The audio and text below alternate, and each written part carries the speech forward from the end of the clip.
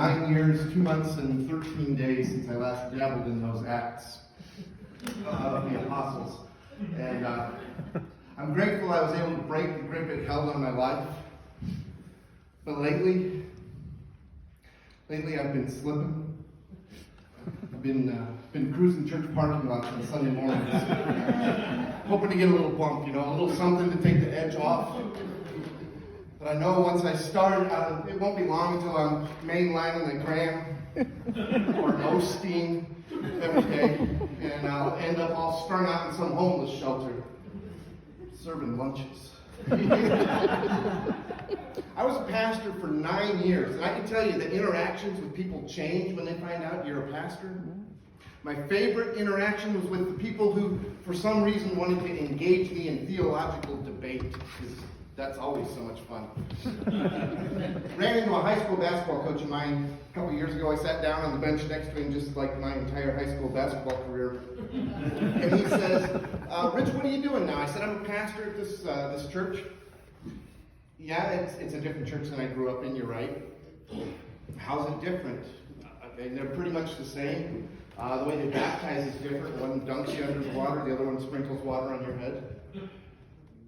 Which one's right? Fuck, I don't know. I found out a long time ago the phrase, fuck, I don't know, got me out of a lot of conversations. I also found out as a pastor that you need to think twice about anything you type into a Google image search. Let's say, for instance, you're doing a flyer for, I don't know, a kid's cornhole event. You may want to think twice before you hit enter. And don't get me started on the tea bags for seniors project. Just got done seeing my doctor for my annual physical. She says I needed to lose weight. So I thought, I'm going to do one of these exercise classes. I've done some yoga in the past, done some Tai Chi. Found this thing, Brazilian Jiu-Jitsu.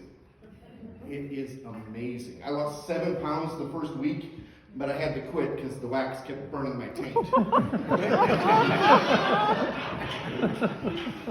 I'm a dad. I've got 3 adult children, 27, 25, and 20.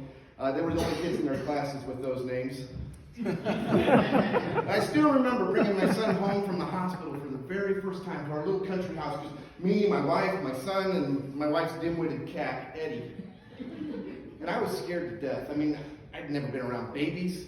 I'd never babysat. I'd only ever changed one diaper, and that was for a 47-year-old Bolivian truck driver in the parking lot of a dentist. I don't think that really counted. So that first Saturday morning of parenthood, I'm in full super dad mode. I wake up early, I'm fixing breakfast, cleaning the house, washing dishes, and then I hear, and I run into the bedroom, I pick up my son and tell my wife, just stand back, dear, I got this. I run back out to the living room, sitting down on the couch, open up the diaper, and my eyes start to water because the smoke from the burning breakfast is starting to fill the house with smoke. So I hurry up, change the diaper, and then dim-witted Eddie jumps up on the couch in front of my son, and he's screaming bloody murder at this time. And Eddie's looking at him, trying to figure out, how do I shut this thing off? She looks at me, I said, I don't know. And he goes, whap, hits him across the head. I pick up Eddie, throw her, my son stops crying, the cat hits the wall, my wife comes screaming out of the bedroom, what did you do? Because this is what she heard. She heard, thud. And I quickly had to assess the situation. The cat is playing dead on the floor. My son is screaming still. My wife is staring at me as the house is filling with smoke. And I said the first words that came to my mind, fuck, I don't know.